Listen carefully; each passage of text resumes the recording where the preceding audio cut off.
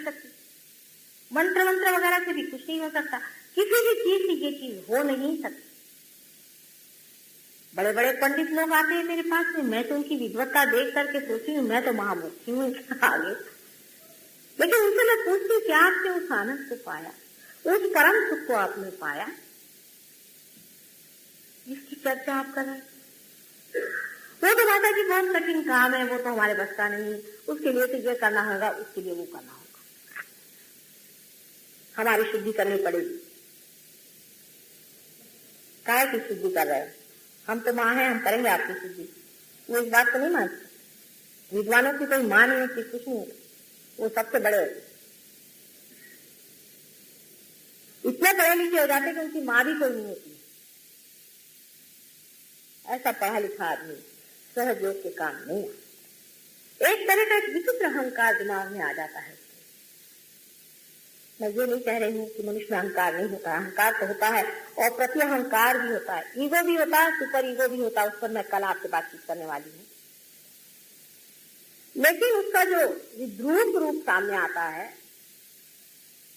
उसकी जो उलझने हमारे सामने आती हैं, वो इस तरह से हमें जकड़ी रहती है कि मनुष्य से छोड़ने की तैयार। उदाहरण के लिए जैसे मैं अमेरिका गई, अब देखिए विद्वानों की बात, आपको आश्चर्य होगा, ऐसे विद्वान लोग बातें करते हैं। मुझसे कहने लगे कि माता जी आप ये जो कर रही हैं इसका कुछ रुपया आपको चार्ज करना चाहिए, कुछ फीस लगानी चाहिए, क्योंकि वो फला आए थे, वो $275 लेते हैं और आप मुफ्त में बांट रहे हैं, तो लोगों को इसकी कोई कीमत नहीं, जो उनको डंडे मार के देगा उसी से। मैंने कहा क्या महामूर्ख है, इनसे कैसी बात की? मैंने कहा भाई तुम मेरे प्यार की जो कीमत लगाना चाहो लगाओ, कितना दे सकते। अब जब लोग अपने माँ के प्यार की भी कीमत लगाने को बैठे, यानी इस महामूर्खता को क्या कहा जाए कि वो परमात्मा को भी सोचते हैं पैसे से कमा सकते। मनुष्य को इतना अहंकार इस पैसों से हो गया है कि वो सोचता है कि परमात्मा को भी वो कमा सकता है। वही हाल हमारे मंदिरों में हो गया है, मस्जिदों में हो गया है, चर्चों में हो गया है। यहाँ जाइए वहीं ये धर्म की दशा हो गई है। इसका क्या ज्ञान, इसमें कौन सा ज्ञान, इसमें कौन सी विद्वत्ता है? मुझे बताइए आप कि आप मंदिरों में कहते हैं कि भाई चलो मेरा 101 रुपये चढ़ावा ले लो और मुझे मुक्ति दे। आप पैसों से परमिट खरीद रहे हैं। आप भाई मैं तो बड़ा दानी आदमी हूँ माता जी, मैंने तो उस मंदिर में इतने रुपया दिए। और पता ये हुआ कि उसको जो पुजारी साहब को मैंने देखा तो पता हुआ कि महाराक्षस।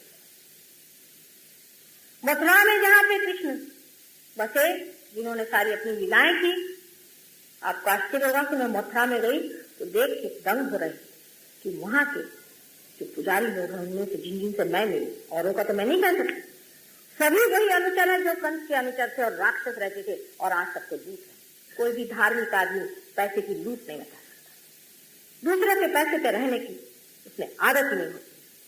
उसकी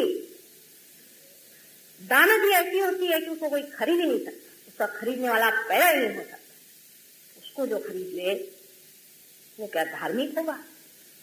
मनुष्य की बुद्धि इतनी बेवकूफ है कि वो धर्म को खरीदना चाहती है। कितनी असहज बात, इम्पॉसिबिलिटी है।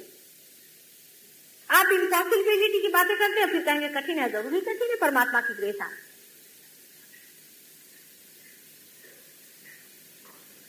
कितनी असहज कल्पना है कि आप परमात्मा को पैसे देकर।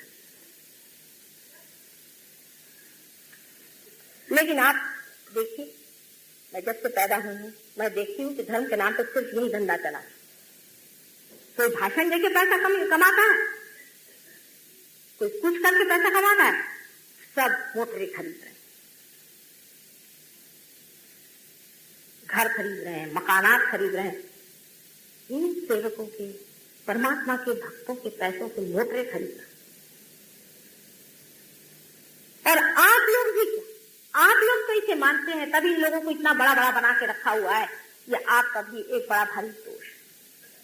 इन लोगों की मान्यता आपको बहुत ज्यादा है, क्योंकि आपका एक अहंकार भी उसमें पूरा होता है कि चलो 2 रुपए में हमने भगवान को खरीद लिया। वो भी आपकी कमजोरियां खूब जानते हैं।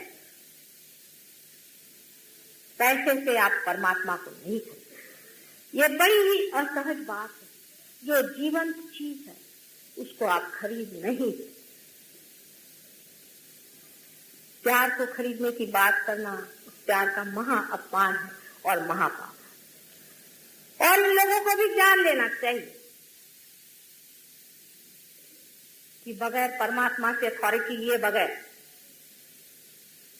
जो आदमी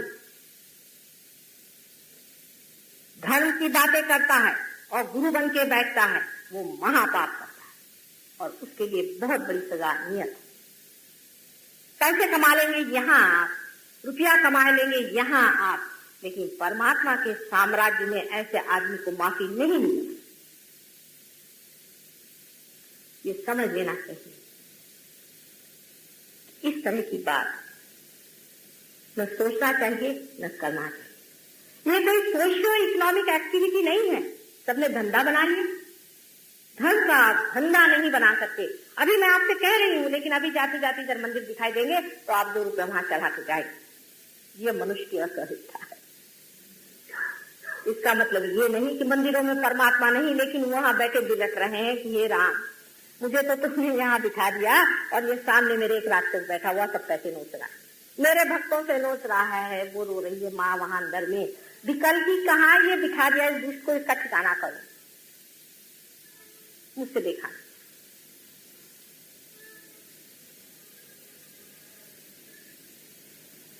असहज, सारी ही बातें असहज में आती। दूसरा तरीका ये है कि आप अपनी शुद्धि करा रहे हैं। पहले तो शुद्धि होती, दूसरे करते, पैसे दे दे करके भी बहुत से लोग शुद्धि करते। नहीं पैसे से, तो मन से हम अपनी शुद्धि करा रहे हैं। जो करने वाला है वही तो गड़बड़ है। जो करने वाला आपके अंदर है वही गड़बड़ है। उससे आप क्या करा रहे हैं? जैसे कि आपने ये तय कर लिया कि हमें शुद्धि करानी है,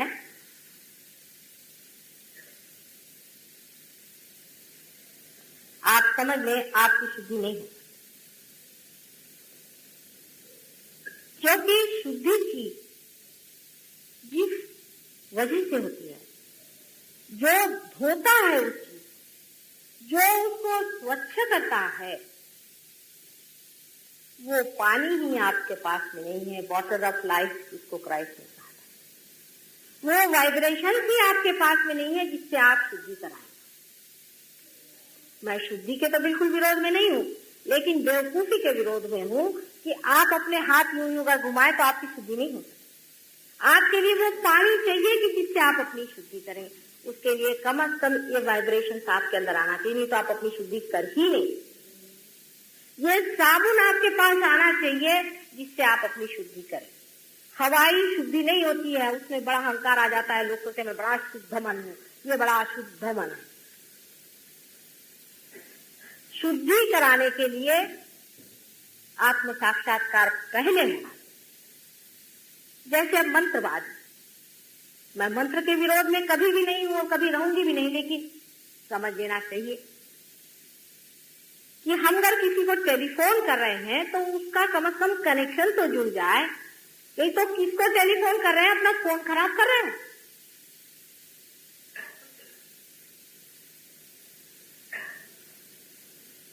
भगवान के मामले में हम तो ये सोचते हैं कि हम जो भी कहें वो ठीक है और जैसा भी करें वो ठीक है। यही मनुष्य की असहज भावना है कि परमात्मा के बारे में अपनी कल्पनाएं बना के रखना, ये मनुष्य की महामूर्खता। क्योंकि वो जैसा है वैसा है, उसको आपको देखना है, जानना है, तब उसके बारे में आप सोचिए। आपने अपने मन से सोच लिया कि ऐसा भगवान है, ये भगवान मेरे लॉटरी का रुपया मिला, भगवान ने मेरे पे बड़ी कृपा करी। अरे उनसे कोई धंधा है या नहीं कि तुम्हें लॉटरी का टिकट देने के लिए भगवान बैठा?